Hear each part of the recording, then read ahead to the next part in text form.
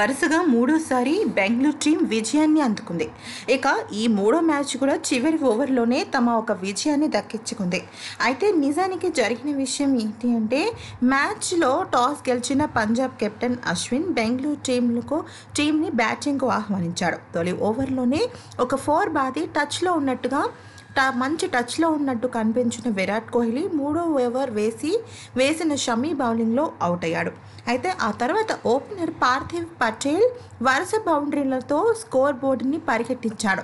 దీంతో power play ముగిసే సమయానికి బెంగళూరు 70 రన్స్తో మెరుగైన స్థితిలో నిలిచింది. కానీ ఈ దశలో బౌలింగ్కి వచ్చిన మురుగన్ అశ్విన్ రెండో బంతికే పార్థివ్ని అవుట్ చేయగా, అనంతరం క్రీజ్లోకి వచ్చిన మొయిన్ అలీ, అక్షదీప్ తక్కువ స్కోరుకే పెవిలియన్కు చేరిపోయారు. అయితే దీంతో 9 ఓవర్లు ముగిసే సమయానికి బెంగళూరు 81 ఓవర్లు మాత్రమే ఉండి కష్టాల బాట పడింది. ఈ దశలో కాసేపు వికెట్ల పతనానికి అడ్డుకట్ట వేసిన డివిలియర్స్, స్టానిస్ అలాగే ఇద్దరు జోడీ కూడా నెమ్మదిగా ఆడటంతో 17 ఓవర్లు ముగిసే సమయానికి బెంగళూరులో 138 రన్స్ అంటే అతి తక్కువ స్కోరుకే పరిమితమయ్యేలా కనిపించింది.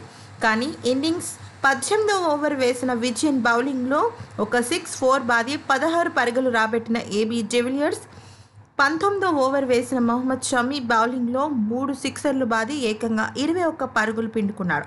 ఇక చివరి ఓవర్లో వేసిన విజయన్స్ బౌలింగ్లో తొలి బంతిని ఏబీ 6 బాదగా చివరి 4 బంతుల్ని స్టైనిస్ 4-6-4-6గా మలిచేసి, దీంతో ఓవర్లో బెంగళూరు 26 పరుగులు పిండుకోగా, స్టైనిస్ జోడీలో 5వ వికెట్కి అభ్యంతరంగా 66 బంతుల్లోనే ఏకంగా 121 పరుగుల భాగస్వామ్యాన్ని ఇద్దరు నమోదు చేశారు.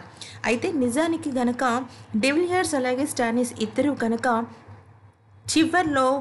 చివర్లో బ్యాటింగ్ సత్తా చూపించకపోయి ఉంటే బెంగళూరు పరాజయమయ్యేది. అయితే డివిలియర్స్ని గెలవంగానే కోహ్లీ చాలా అమితంగా తనని ఎత్తుకుని ముద్దాడినట్టు మనకి వీడియోలో స్పష్టంగా కనిపించింది. నువ్వు లేకపోతే మనం ఈ పాటికి ఐపీఎల్ నుంచి పూర్తిగా దూరం అయ్యాము అంటూ ఆయనతో భావోద్వేగంతో కూడిన మాటలు మాట్లాడిన కోహ్లీ, ఆ మాటలు విన్న డివిలియర్స్ ఇద్దరు కూడా కన్నీరు పెట్టుకున్నట్టుగా ఇప్పుడు సోషల్ మీడియాలో వైరల్గా మారింది. నిజానికి అంతే కదండి.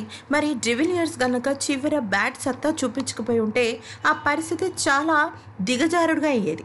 కానీ ఇప్పుడు వాళ్ళు అంటే బెంగళూరు టీం గెలవడంతో 8వ స్థానంలో అంటే చిట్ట చివరి స్థానంలో ఉన్న బెంగళూరు ఇప్పుడు ఒక స్థానం పైకి వెళ్ళి 7వ స్థానానికి ఎగవాకిందని చెప్పుకోవచ్చు. అందుకని ఇద్దరు భావోద్వేగాలతో కూడిన మాటలు మాట్లాడినట్టు తెలుస్తోంది.